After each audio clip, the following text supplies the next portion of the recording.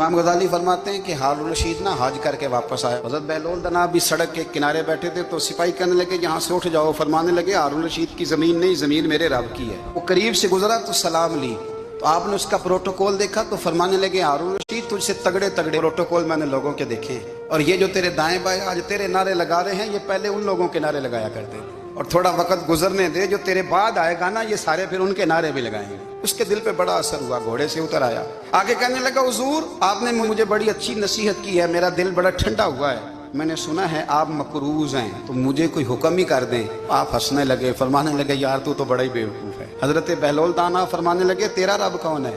कहा अल्लाह। तो फरमाया मेरा कौन है? कहा अल्लाह। फरमाने लगे ये तो नहीं ना हो सकता कि अल्लाह हारून रशीद को देता रहे और बहलोल दाना को भूल ही जाए। फरमाया मेरी तुझसे कोई उम्मीद नहीं, मुझे जब भी देगा मेरा रब भी देगा। दुनियादारों से उम्मीदें वाबस्ता करना, लोगों के पीछे ये छोड़ दें, आप बेचैन रहें।